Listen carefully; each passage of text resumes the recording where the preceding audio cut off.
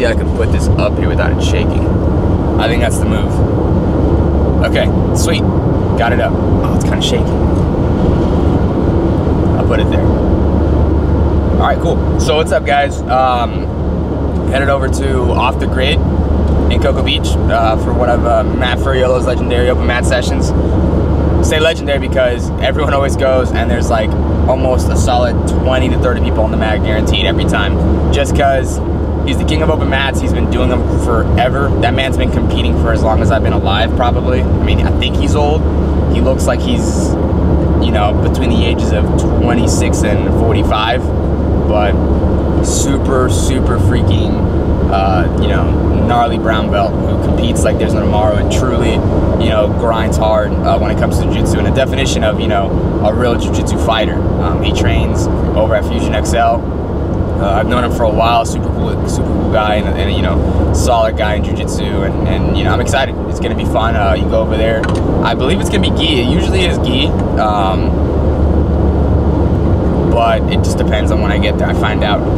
Sometimes Matt will say it's gi. Other times it'll be no gi. So fingers crossed it's no gi. But if not, it's gi, and I'll be okay with it. I got my armbar gi, and we're good to go. But yeah, I figured I'd probably do like a little explanation of like certain things within jiu-jitsu, so that way it's a little more easy for you guys to understand. Most of the beginners and most of the guys that watch my series and don't know anything about jiu-jitsu itself. So probably just talk about the belt system. In jiu-jitsu, there's 5 belts: white belt, blue belt, purple belt, brown belt, and black belt. And it takes an average of 10 years.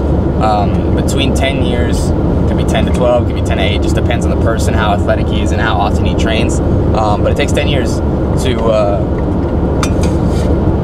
to get your black belt on average. Again, depending on so many things. People get injured. Some guys just have life happen and they don't, you know, continue to train. But that's the main consensus between everyone is 10 years. The progression level varies also. Everything varies on how often you train, how much you put into the sport. With some schools, it's how often you compete. Oh, excuse me. And then with others, if you're just a hobby, you're a hobbyist with this, then it's, you know, just how long you put time on the mats. It's something think of it as you know, again, a lifestyle. You know, you clock in on the mats and then you put your time in, you clock out, and then that's it. You know, you log your hours for the day. And it's a sport where you can't necessarily do it to progress in belts. If you're doing it for the belts, you're doing it for all the wrong reasons. Because you understand it's gonna take forever. When you think you're gonna get a blue belt, you're gonna be stuck as a white belt. You know, say you got 3 stripes on a white belt, you think you're gonna get promoted because you're doing so good and you compete, and then boom, you get your 4th stripe. That could be it could bump someone out, you know, and a lot of people quit because of that. They quit because they feel like they're not progressing at, you know, a fast pace, or they quit because they feel like they're not winning a lot, or they just quit because, you know, again, they didn't get a blue belt, they didn't get their brown belt, they didn't get the purple belt whatsoever. Because if you're doing it for those reasons, choose a different sport. This is not it. The people in it that train with it, that train in it itself as a community, are not in it for the belts, and you will know. That's what separates someone who's a true, you know,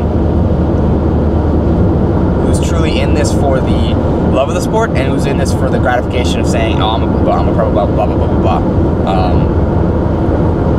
And the levels are, you know, white's beginner, white's just fresh off the streets, don't know much. It takes like usually anywhere between a year to 2 years to go from white to blue. From blue, could take 2 to 3. From blue to purple. Purple, from my understanding, it's 2 years.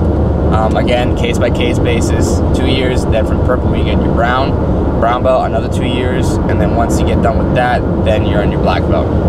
So, and again, the purple, brown belt, and blue belt range from 2 to 3 years. So it could take 2 to 3 years. I've known people that have been purple belts for 6 years. I know people that have been purple belts for a year. You know, I've known someone that was a blue belt for 8 months. He just progressed really well and did really good, and then boom, he got his purple belt. You know, but it also depends on your coach. You know, if you're jumping from gym to gym to gym, you won't get promoted as fast. But then again, that's one of those things where those jumping from gym to gym to gym are the ones that are wanting to train. They're nomads of the sport, where they don't really care about the belt. They just train and train and train and train. So they're also the scary ones that enter the competitions and the tournaments, and you see like maybe 2 stripes on their blue belt, their purple belt, and you're like, ah, okay, cool. but reality, that 2-stripe blue belt or purple belt is, you know, been that way for years and years and years. So they're really a true master of the craft at that belt level. Not a master of the craft at that of the sport yet, but at that level, they for sure have mastered what they need to either progress to the next level or just to handle themselves in tournaments. But yeah, I figured I'd start off with the belt systems, because in the gi there are belts. Some schools have no gi belt systems, like Eddie Bravo's 10th Planet belts, 10th Planet gym. They do strictly no gi. So I find benefit in training both. I'm learning to love gi as I progress through the sport. It is more difficult, it's technical. A good explanation would be no gi is checkers and then gi is chess. Again, that's a very basic analogy of it. In reality, sometimes no gi is complicated when you get into the leg lock systems. That's where it becomes a game of chess. And then gi is just a game of chess because you have the addition of grips and chokes because of the grips. So yeah, I'll go ahead and I'll catch you guys at Frank's gym, you know. Also, thank you guys for the support. I can't thank you guys enough for constantly watching my videos, subscribing, liking, and commenting. Again, all those stuff helps me out. It helps me, you know, make more videos. So please, you know, make sure you like, comment, and subscribe on the videos, and share them if you can. And again, if there's anything you guys would like to see, like any more trick tips, if you'd like to see me do more gi or explain more jiu-jitsu, just let me know. I'm constantly learning as I go through this, and I'm learning to love it. So thanks, guys. I'll catch you there, all right?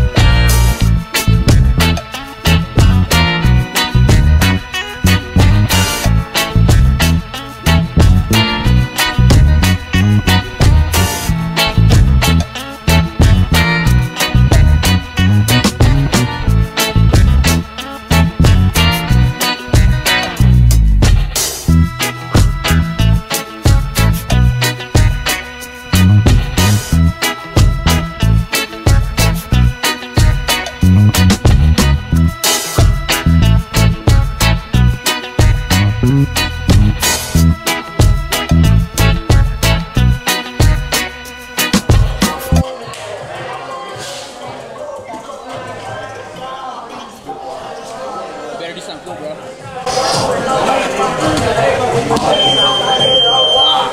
I'm not gonna go there, buddy. You ain't gonna give me what I give with you. It ain't happening. Say something to the people. What's up, people? I've been to your gym like a bunch of times and you were never here.